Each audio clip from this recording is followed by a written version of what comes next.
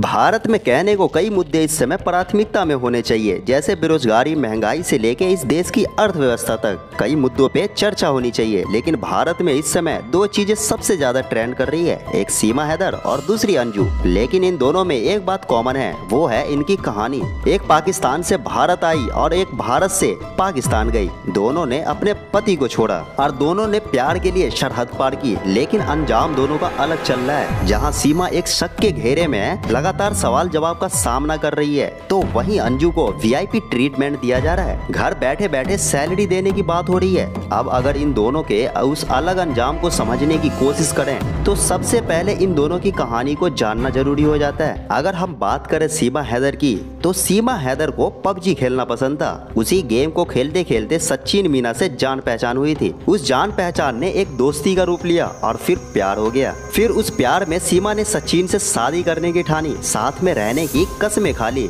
इसके बाद सीमा पहले तो दुबई गई, फिर दुबई से नेपाल गई, नेपाल में शादी की और फिर भारत में अवैध तरीके से एंट्री की। सीमा के केस में बड़ी बात यह है कि उसके पास कोई वीजा नहीं था, कोई दस्तावेज भी नहीं थे। अगर कुछ थे भी तो वो बस 5 पासपोर्ट, 5 फोन और कई आधार कार्ड मिले।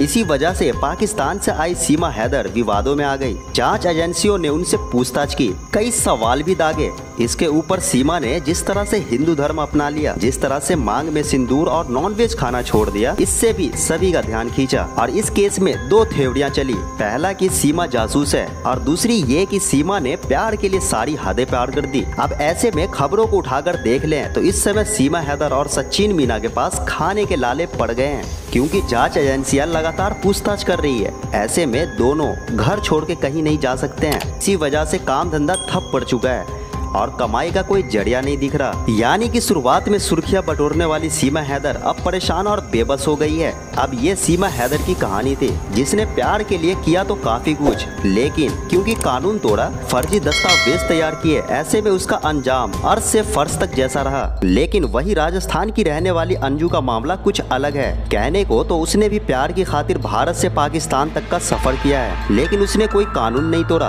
अवैध तरीके से दूसरे देश में एंट्री नहीं की। इसी वजह से पाकिस्तान जाकर भी वो खुश दिखाई पड़ रही है। उसकी तरफ से सोशल मीडिया पे कई वीडियो शेयर किए जा रहे हैं। अंजू फेसबुक के जरिए नसरुल्ला से मिली थी। वो सही मायनों में नसरुल्ला से प्यार करती थी या नहीं, शुरुआत में ये साफ नहीं हो पाया था। असल में अंजू ने अपने पति को कुछ और बताया था और अपने ऑफिस में कोई अलग बहाना लगाई। वो अपने पति को बोलकर गई कि जयपुर बहन से मिलने जा रही है, वहीं ऑफिस में बताई कि गोवा घूमने जाना है। लेकिन दोनों बातें झूठ निकली और अंजू पहुंच गई पाकिस्तान।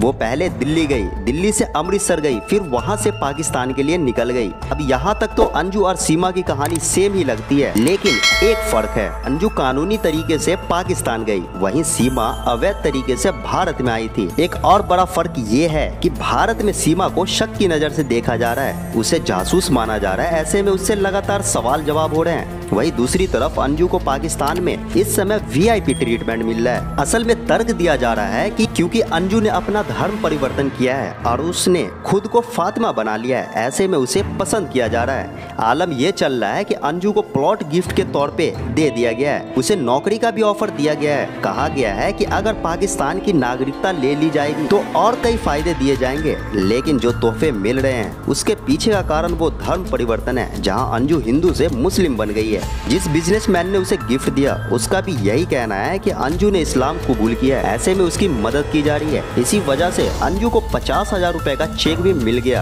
अब एक तरफ भारत में सीमा के धर्म को लेके कोई चर्चा नहीं है, लेकिन पाकिस्तान में उसने इस्लाम कबूल किया है, उसे सारा सम्मान दिया जा रहा है। वैसे आपको क्या लगता है, सीमा सच में कोई जासूस है या अंजू कभी भारत लौट सकती है? कमेंट करके अपनी राय दें और इस तरह के और भी वीडियोस को देखने के लिए हमारे चैनल को अब भी सब्सक्राइब कर दीजिए।